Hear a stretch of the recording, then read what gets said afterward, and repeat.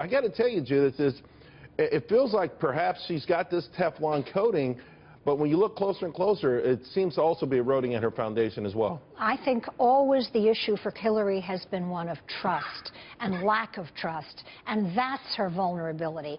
She seems to act as if the rules that apply to everyone, to you and me, do not apply to her or her husband. That's a political problem. It is not a criminal problem. Well, we'll see about the criminal stuff, but right now she is running for president of the United States. So the court of public opinion in Jillian is somewhat important. It's hugely important, and I think we've got her being dishonest provably in 2 instances. We've got her not being upfront and not being honest about her email. And now with the Clinton Foundation stuff, I mean, she was saying we're going to avoid any appearance of this. She didn't do it. She was saying we're going to disclose all of this information. Well, you know what? We've got 2013 disclosures. That's a bit late. I think we've just got a lot of information that's not come out yet, but the information that has come out, voters don't like it. I have a lot of young Democrat friends who are fed up with Hillary, like Bernie Sanders. It is a trust issue. You know, Katrina, and I guess the big question now is just how much interference the Obama administration will provide for Hillary. Of course, we know that her relationship with Valerie Jarrett isn't that great. Perhaps that's why she's in this much hot water to begin with. That's right. By the same token, though, to have a fractured candidate like that, we heard last week where Joe Biden said he regrets not getting in. Some think that was a sort of hint. We hear where, you know, listen, President Obama himself has been reluctant, has resisted even endorsing anyone so far. Well, and aside from the server and aside from the Clinton Foundation, we still have Benghazi and the fact that she lied about what actually happened there. There's a movie coming out tomorrow that's going to tell a whole other side of that story.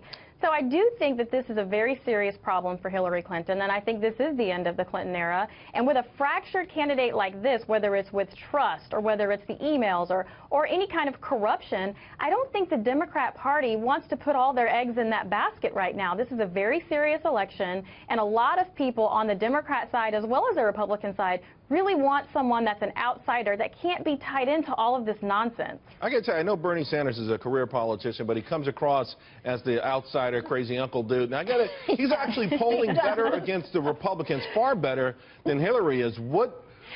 Judith, you know these people. Could they actually say, okay, Hillary, you are damaged goods. We can't protect you into the election? Would they go with the Sanders, or would they send out a sort of SOS for Biden or Elizabeth Warren? No, they're not going. It's really too late for that. And actually, Bernie Sanders is just a reflection of how far the Democratic Party has moved to the left.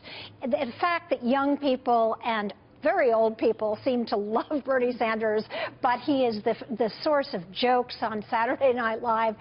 She is going to be the candidate, barring an indictment or something that hasn't become public to this point. Katrina brought up the movie. Has anyone seen the movie or anything? Because from what I understand, the movie in Benghazi doesn't mention Hillary Clinton once. Again, Michael Bay, it's a Michael Bay movie, right? I'm not sure where he is on a political aisle, but it would be interesting to see if Hollywood is going to do a movie on this very, I think it's an amazing movie, an amazing time to put it out there, but it would be sort of disingenuous if they don't mention her name. One thing they didn't do was have the word Benghazi in the title. Yeah. That in and of itself told you that it's more of a story. They are maybe hoping people see it just as an action movie.